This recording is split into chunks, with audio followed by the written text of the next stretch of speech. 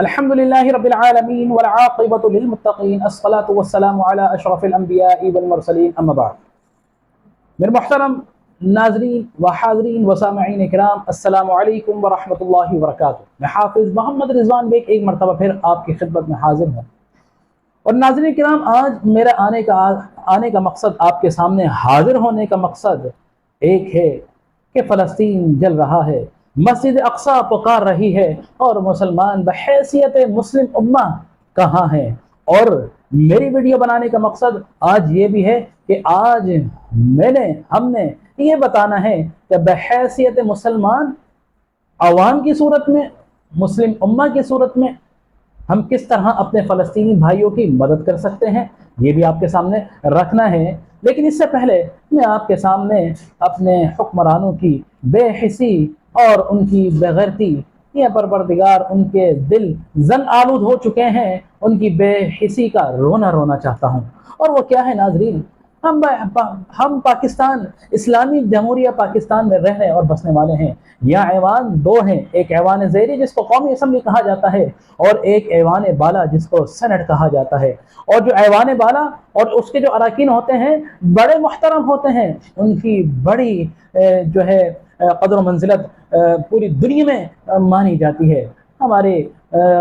Saint کے، ہمارے ایوان بالا کے ایک معزز رکن، جی ہاں میں ان کو معزز ہی کہوں گا لیکن معزز ہے نہیں ہے، ان کا ایک بیان میں آپ کے سامنے رکھنا چاہتا ہوں کہ آیا وہ بیان جو انہوں نے وہ بیان دیا اور پوری سینٹ میں وہ جو قرارداد پیش کی گئی، آیا کہ وہ قرارداد پیش کر کے انہوں نے فلسطین کے مسلمان بھائیوں کے زخموں پر مرہم رکھا ہے، یا فلسطین کے مسلمان اور مظلوم مسلمانوں پر انہوں نے باقاعدہ طور پر نمک پاشی کی ہے؟ میں آپ کے سامنے ان کا یہ بیان رکھتا ہوں۔ وہ موصوف کہتے ہیں، ان کا ایک تعلق ایک سیاسی تنظیم سے، سیاسی پارٹی سے، میں نام نہیں لینا چاہوں گا، ان کا ضرور نام لے دیتا ہوں۔ محترم کا نام ہے سینیٹر عرفان صدیقی صاحب، ماشاءاللہ بڑی عمر کے ہیں، 70 سال کے قریب ان کی عمر ہوگی، لیکن وہ بیان کیا دیتے ہیں سینٹ کے اندر؟ وہ بیان کہتے ہیں اور مخاطب ہیں اپنے فلسطینی بھائیوں سے۔ وہ کیا کہتے ہیں ناظرین؟ وہ کہتے ہیں کہ میرے فلسطین کے بچوں اور ان کے بچوں کی ماؤں، ہم یہ دیکھ رہے ہیں، ہم یہ جانتے ہیں کہ تم اپنے بچوں کے جسد کو، ان کی میتوں کو اپنی گودوں میں اٹھائے ہوئے ہو۔ ہم یہ دیکھتے ہیں، ہم یہ جانتے ہیں، ہم یہ دیکھ رہے ہیں کہ تمہارے گھروں کو توڑا جا رہا ہے، ہم یہ دیکھ رہے ہیں کہ تمہاری مساجد کو توڑا جا رہا ہے۔ جی ہاں ناظرین کرام، مسلمان مسجد اللہ کا گھر ہے، اور ہر مسلمان کے لیے مسجد اس کا اللہ کا گھر ہے، لیکن وہ یہ کہہ رہے ہیں کہ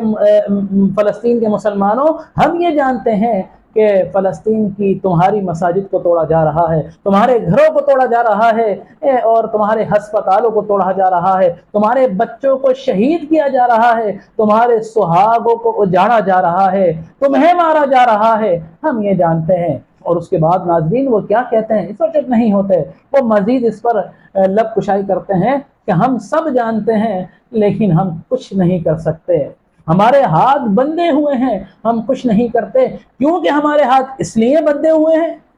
وجہ بیان کر رہے ہیں کیوں بندھے ہوئے ہیں، اسی میں وہ اپنی وجہ بیان کرتے ہیں کہ ہمارے ہاتھ اس لیے بندھے ہیں کہ ہمیں بھی ڈالروں کی ضرورت ہے، ہم بھی ان کے ڈالروں پر پڑنے والے ہیں، ہم اس لیے مجبور ہیں کہ تم لڑ رہے ہو مسجد اقصی کی حرمت کے لیے، تم تو لڑ رہے ہو اسلام کی حرمت کے لیے، لیکن ہمارے اپنے بچے اغیار میں تعلیم حاصل کر رہے ہیں، جن کے خلاف تم برسر پیکار ہو، ان ممالک میں ہمارے بچے اعلیٰ تعلیم حاصل کر رہے ہیں، ہمارے گھر وہاں پر ہیں، ہمارے کاروبار وہاں پر ہیں، ہم نہیں لڑ سکتے، ہم تمہارے لیے آواز حق بلند نہیں کر سکتے، اس لیے کہ ہم بے بس ہیں، ہم مجبور ہیں۔ ناظرین میں آپ کے سامنے چھوڑتا ہوں کہ کیا یہ بے بس ہیں یا یہ بے غیرت ہیں؟ کیا یہ بے غیرت ہیں؟ میں نہیں کہنا چاہتا، لیکن یہ انہوں نے اس طرح کا بیان دے کے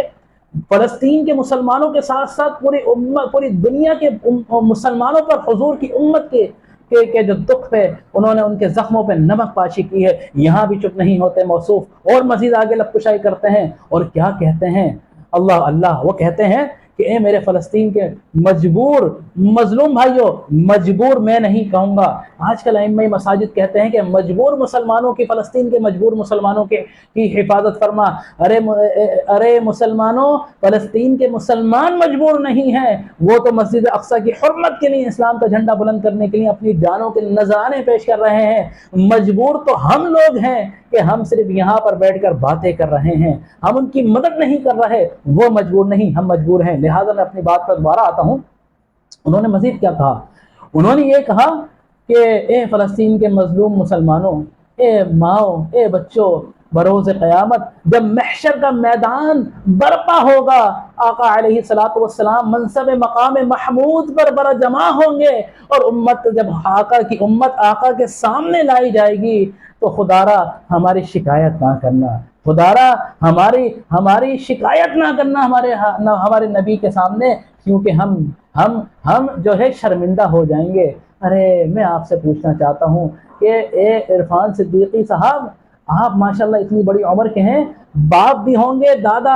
نانا بھی ہوں گے، آپ جو الفاظ اپنی زبان سے کہہ رہے تھے، خدا کی قسم اگر ان الفاظوں کا وزن، وہ جو وزن تھا، اپنے شعور میں اتار لیتے اور ان کو سوچتے کہ میں جو بول رہا ہوں ان سے کیا مسلمانوں کے، فلسطین کے مسلمانوں پر مرہم لگے گا یا میں ان کے زخموں پہ نمک پاشی کروں گا، تو آپ کو یہ ہمت نہیں ہوتی کہ اس طرح کی قرارداد پر جو ہے سینٹ کے اندر پیش کرتے۔ یہ انہوں نے کہا کہ فلسطین کے مجبور مسلمانوں، آقا کے سامنے بروز قیامت میری شکایت نہ کرنا، ہماری شکایت نہ کرنا، کیونکہ ہم رسوا ہو جائیں گے، دنیا میں بھی رسوا ہوں گے اور آخرت میں بھی رسوا ہوں گے۔ لیکن قربان جائیے، یقین رکھیے مسلمانوں، بروز قیامت یقین کیجئے، اگر کسی نے کسی کی زمین کا 1 انچ بھی حصہ اگر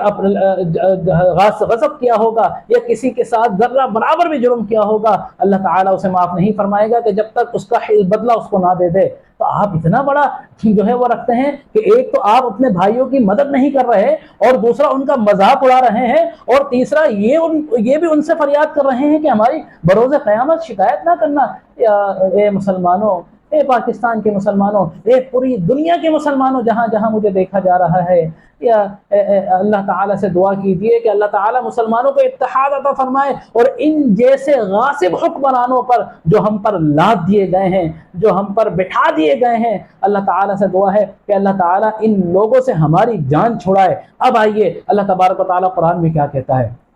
قرآن سورہ مائدہ 6واں سپارہ، اللہ تبارک و تعالیٰ فرما رہا ہے کہ یا ایھا الذین آمنوا لا تتخذوا اليہود والنصارى اولیاء، کہ اے ایمان والو نہ بناؤ یہود اور نصارہ کو اپنا دوست، اپنا مددگار، اپنا ولی۔ اب میں آپ سے پوچھتا ہوں کہ جب تک مسلمان متحد تھے، آپس میں اتحاد تھا، اور مسلمان کلمے کی اتباع کرتے ہوئے اغیار سے برسر پیکار تھے،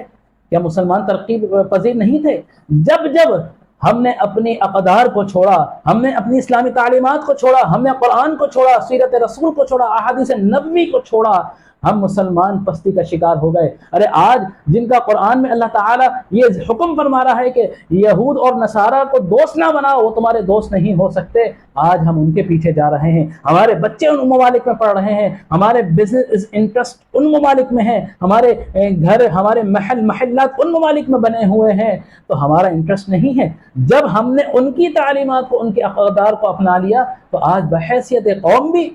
اور جتنے ممالک بھی ہیں پستی کا شکار ہیں۔ اتنے مسلمان ممالک ہونے کے باوجود ایک فلسطین کے مسلمانوں کے ساتھ، اور اس خطے میں جہاں پر مسلمانوں کی اکثریت ہے، یا تو یہ ہوتا کہ فلسطین ایسی جگہ پر موجود ہوتا کہ جہاں پر مسلمان موجود نہ ہوتے، مسلمانوں کے ممالک کے عین بیچ و بیچ میں یہ ظلم ہو رہا ہے، لیکن تمام مسلمان خاموش ہیں۔ کیا بروز قیامت سوال نہیں ہوگا؟ بحیثیت قوم بھی سوال ہوگا، بحیثیت انفرادی بھی سوال ہوگا۔ یہ تو میں نے قرآن کی آیت آپ کے سامنے رکھ دی۔ اب آئیے حضور علیہ الصلوۃ والسلام کی پیاری حدیث میں آپ کے سامنے رکھتا ہوں، متفق علیہ ہے اور صحیح حدیث ہے، کہ نعمان بن بشیر رضی اللہ تعالیٰ عنہ سے روایت ہے کہ آقا علیہ الصلوۃ والسلام نے فرمایا کہ مسلمانوں کی، مومنوں کی مثال، ان کی محبت اور ان کی مودت کی مثال ایک جسم کی مانند ہے کہ اگر جسم کا کسی بھی عضو کو، کسی حصے کو اگر تکلیف ہوتی ہے تو پورا جسم بخار میں مبتلا ہو جاتا ہے، تکلیف میں مبتلا ہو جاتا ہے، اور جب تک اس کا وہ حصہ، وہ عضو جب تک صحیح نہیں ہوتا تو پورا جسم صحیح نہیں ہوتا۔ کیا فلسطین بحیثیت مسلمان یہ ایک جسم نہیں ہے مسلمانوں کا؟ آج فلسطین پر ظلم ہو رہا ہے کہ کسی دوسرے مسلمان کو تکلیف ہو رہی ہے؟ نہیں ہو رہی، بالکل نہیں ہو رہی، بلکہ ان کا مذاق اڑایا جا رہا ہے۔ ہونا تو یہ چاہیے تھا متحد ہو کر ان کے ساتھ دیا جاتا، اغیار کو جواب دیا جاتا۔ اگر آج بھی ہم متحد ہو جائیں تو خدا کی قسم ان یہود و نصارہ کو اتنی ہمت نہیں ہوگی کہ یہ کسی ایک مسلمان کی جان پر ذرہ برابر بھی ظلم کرے۔ آج ہم متفرق ہیں، اس لیے یہ ہم پر قابض ہیں۔ جب آپ متحد ہو گئے تو خدا کی قسم یہ ہماری طرف آنکھ اٹھا کر بھی نہیں دیکھ سکتے۔ کہاں ہے سلطان صلاح الدین ایوبی؟ 16 جنگیں لڑی تھی فلسطین کی بیت المقدس کی آزادی کے لیے۔ کہاں ہے نور الدین زنگی کہ جنہوں نے